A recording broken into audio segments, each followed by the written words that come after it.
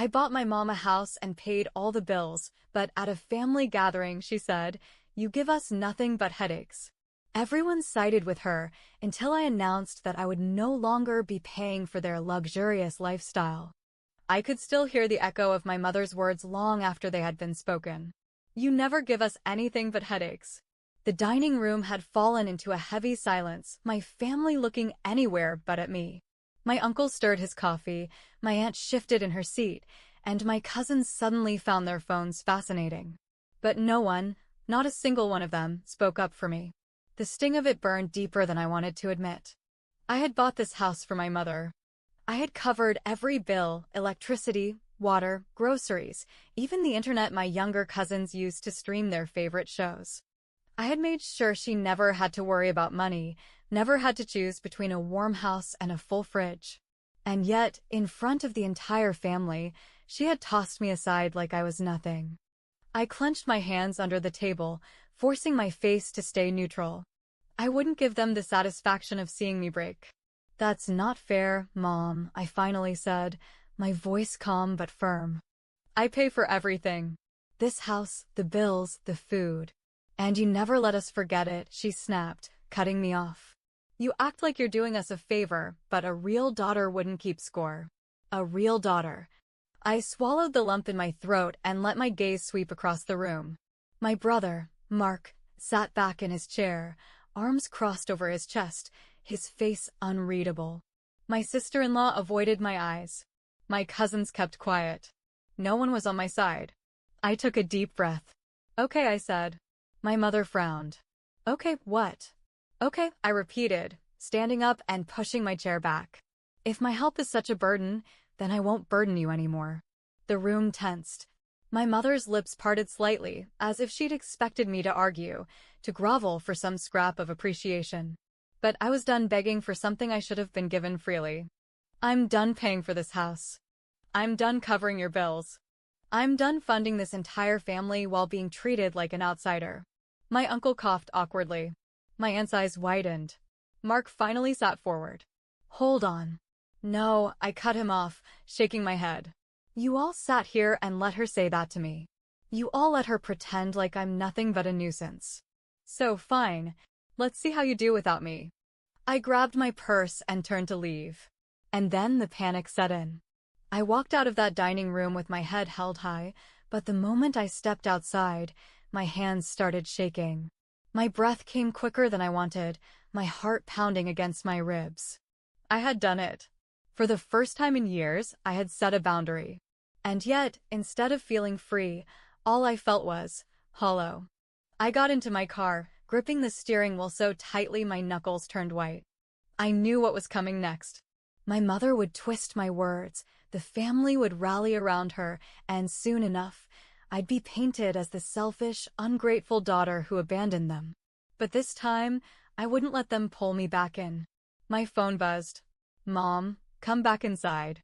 You're overreacting." Then another. "Mark, what are you doing? You can't just walk out like that." I turned my phone off and drove away.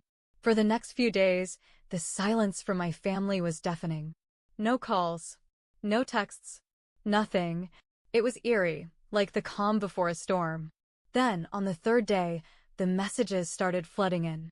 "Mom, the electricity bill is due. I hope you're not actually serious about what you said." "Mark, Mom is crying. Do you really want to do this to her?" "Aunt Lisa, honey, families have disagreements, but cutting everyone off isn't the answer. Let's talk." I ignored them all. And then, as if on cue, the guilt tripping turned into rage. "Mom, I can't believe you would do this to us. After everything I've done for you. Mark, you're so selfish. You think money makes you better than us?" Selfish. That word again. The same one they used every time I didn't bend over backward for them. I let out a humorless laugh, tossing my phone onto my bed. And then came the knock at my door. I knew who it was before I even opened it. Mark stood on my porch, arms crossed, his face twisted in irritation. "You've made your point," he said. "Now stop being dramatic and fix this." I leaned against the door frame, arms folded. "Fix what?" "You know what," he snapped. "Mom's losing her mind. The bills are stacking up, and you just, what? Walk away. I tilted my head. Why is that my problem? His jaw tightened. Because you're the one who always takes care of it. And maybe that's the problem, I said, my voice calm. Maybe it's time someone else steps up for a change. Mark let out a dry laugh. Like who? Mom? She doesn't work. Me? I have my own expenses. I raised an eyebrow. And I don't. You make more than all of us, he shot back. It's not the same. There it was. The real reason they felt entitled to my money. Just because I make more doesn't mean I owe you anything, I said. I bought that house for Mom. I've covered every bill, every grocery trip, every emergency. And instead of gratitude, I get told I do nothing but give headaches. Mark exhaled sharply, running a hand through his hair. She didn't mean that. She was upset. I shook my head. No, she meant it. And the worst part? No one defended me. Not even you. He looked away. Silence. For the first time, I saw it, the flicker of guilt in his eyes. You don't get it, he finally muttered. Mom's scared. She doesn't know how to handle things without you. Then maybe she should have thought about that before she humiliated me in front of the whole family, I said, stepping back inside. I'm done, Mark. Figure it out. And with that, I closed the door. The next week was chaos. Mom called every relative she could, spinning the story in her favor. She abandoned us. She's punishing me just because I asked for respect. She's selfish, greedy, only cares about money. Some relatives took her side immediately, sending me messages about how family is everything and how I'll regret this one day. But others? Others started seeing the cracks. Aunt Lisa, sweetheart, I didn't know you were paying for everything. That's not fair to you. Cousin Rachel, wait, hold up. You bought the house? And she still treats you like that? Mom didn't expect people to ask questions. And when they did, her perfect little victim act started falling apart. By the end of the month, she called me herself. Not to apologize, but to beg. Please, just cover the bills for one more month. We're struggling. I closed my eyes, took a deep breath, and gave her the same answer I'd given Mark. Figure it out. And for the first time in my life, I felt free. Days passed, then weeks. I expected my mother to come around eventually, to apologize, to admit she had been wrong, to at least acknowledge what I had done for her all these years. But she didn't.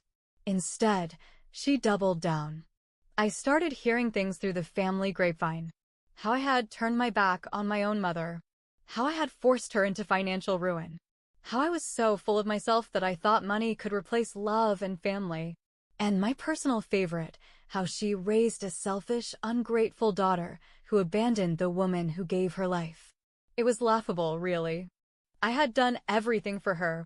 Bought her a house, paid her bills, made sure she never had to worry about a single thing. And the moment I stopped, I was suddenly the villain of the story. But the problem with lies? They fall apart when the truth comes out. And the truth was about to hit her harder than she ever expected. It started with small cracks in the illusion. My Aunt Lisa, who had been one of my mother's biggest defenders, called me late one evening. Sweetheart, I went to visit your mom today. Oh! She didn't look like she was struggling to me. I frowned. What do you mean? I mean, she just got a brand new dining set. And she was showing off a new gold bracelet your brother bought her. My stomach twisted. She told everyone she couldn't afford food. That the electricity was about to be shut off. Aunt Lisa sighed. Well, if that's the case, she sure isn't acting like it. It wasn't just her. Other family members started noticing things too. How Mark still had money to go on weekend trips. How my mother had a habit of playing the victim one moment and then posting pictures of herself at fancy brunches with her friends the next.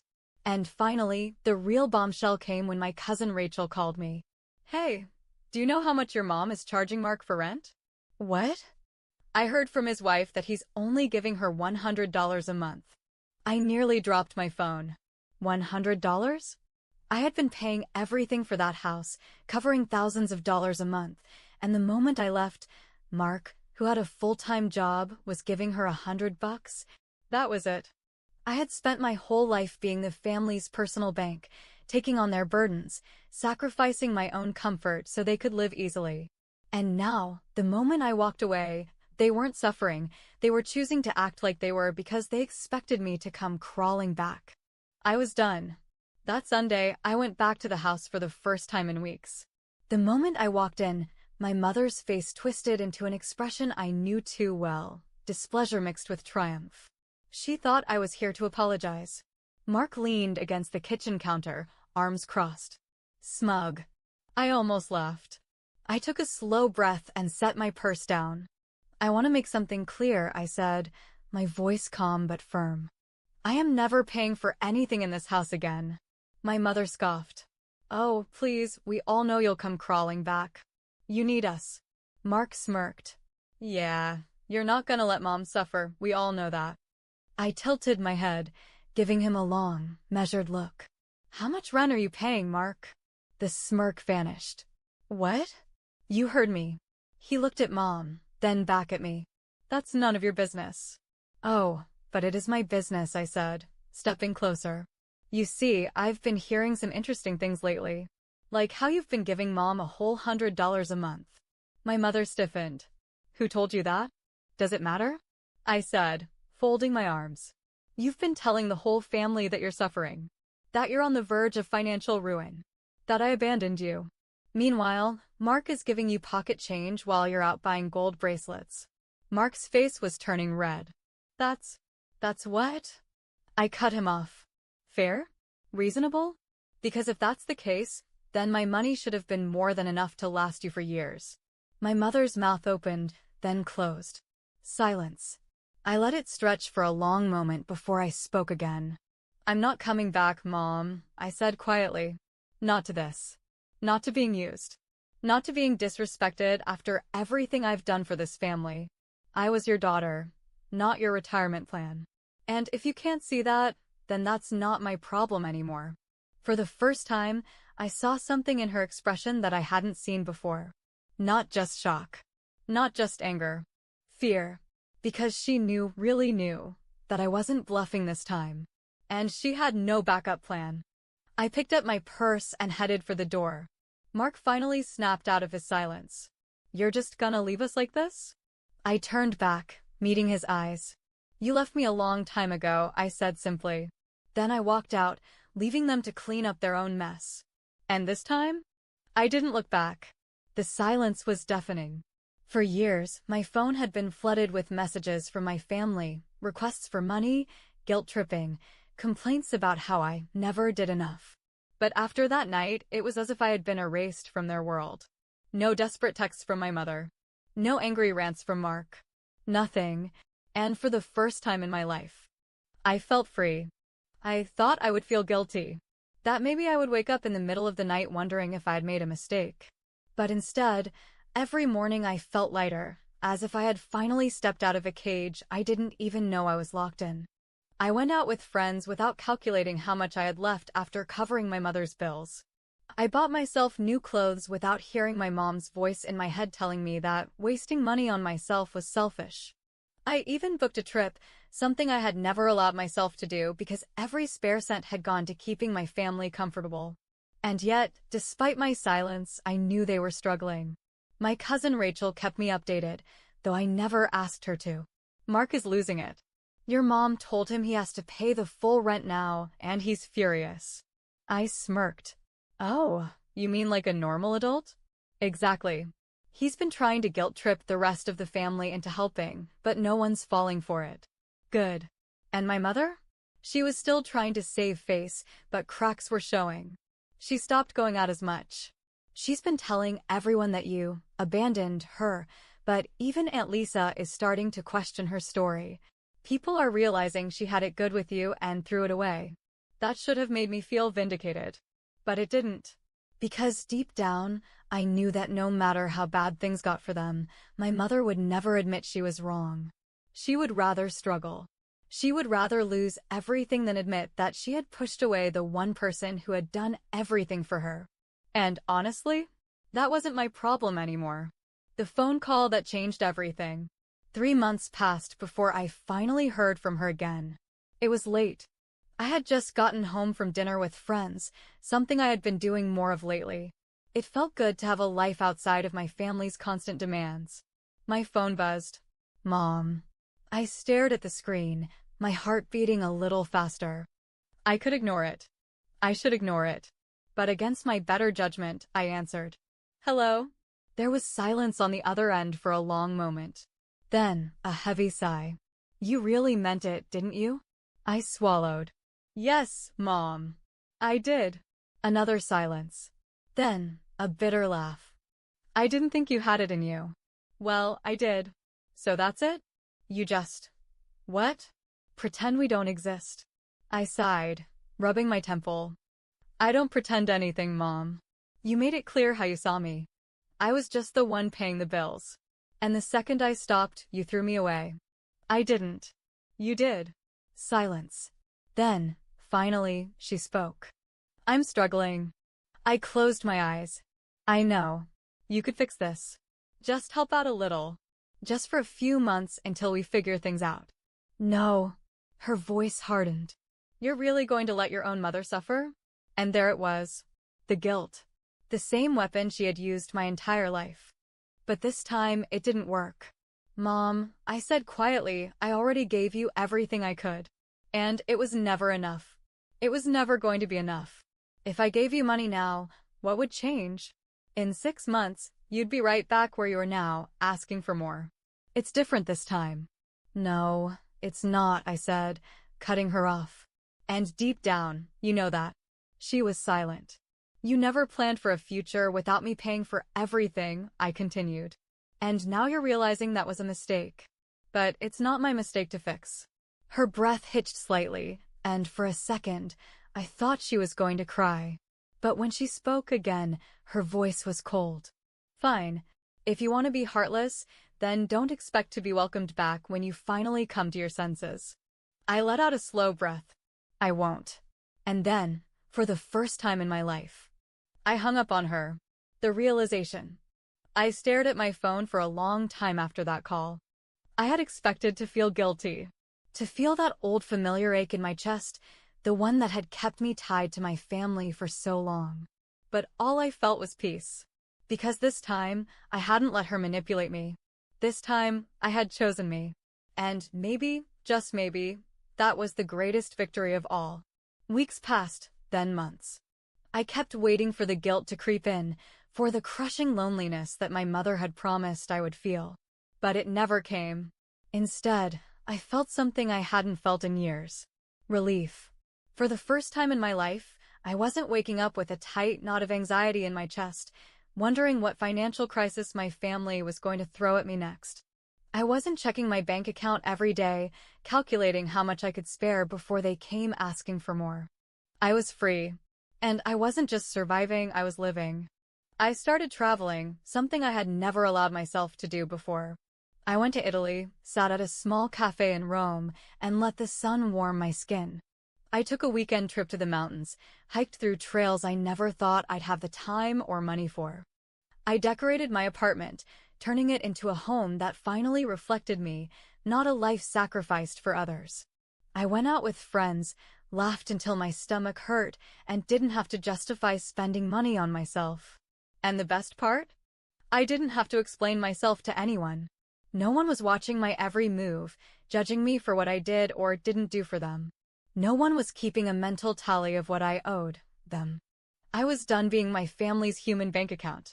And it was the best decision I had ever made. The unexpected apology.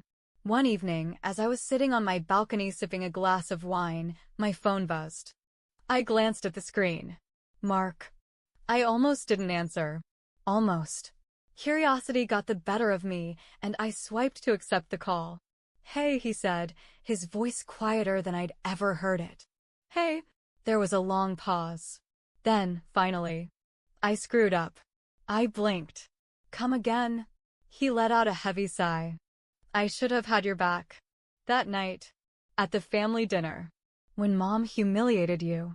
I didn't say anything, letting him talk. I guess I thought you'd always be there. That no matter how much crap we threw at you, you'd still take care of things. And then when you left, I had to step up. And I realized just how much you were doing. Another pause. Then, I'm sorry. I exhaled slowly, gripping my wine glass a little tighter. What changed? I finally asked. Mark let out a dry chuckle. Mom did. What do you mean? She's still trying to play the victim, he admitted. Still telling everyone that you abandoned her. But now that I'm the one covering things, she's treating me the exact same way. Nothing is ever enough. The more I give, the more she expects. I sighed. Yeah, I know the feeling. I don't know how you did it for so long, he muttered. Because I thought I had to, I said simply. Silence stretched between us. Then, Mark cleared his throat. I don't expect you to forgive me right away. But I needed to say it. I was a crappy brother. And I see that now. I closed my eyes, letting his words sink in. I wasn't sure if I was ready to forgive him. But for the first time in years, he wasn't demanding something from me. He wasn't trying to guilt me or manipulate me. He was just apologizing. And maybe that was enough for now. The final goodbye. A few weeks later, I received another call. This time, it was from an unknown number. I almost ignored it, but something in my gut told me to pick up. Hello? You think you're better than us now? I sighed. Hello to you too, Mom. You've embarrassed this family, she spat. Walking away like that. Everyone knows what you did. Oh! And what exactly did I do? I asked, my voice eerily calm. You left me to suffer. I almost left. Suffer. I repeated. You mean, like how I worked tirelessly off to keep you comfortable for years. Like how I paid for everything while you sat back and judged me. I raised you, she snapped. And I repaid you 1,000 times over, I said. More than any child should ever have to. Silence. You think you don't need me? She finally said, her voice quieter. I know I don't need you, I corrected. And that scares out of you, doesn't it? More silence. Then, she did what she always did. She laughed. You'll be back, she said. One day, you'll realize that family is all you have. And when that day comes, don't expect me to be waiting with open arms. I smiled. I won't. And for the last time. I hung up. Epilogue. A life that's finally mine. A year later, I was sitting on a beach, watching the waves roll in.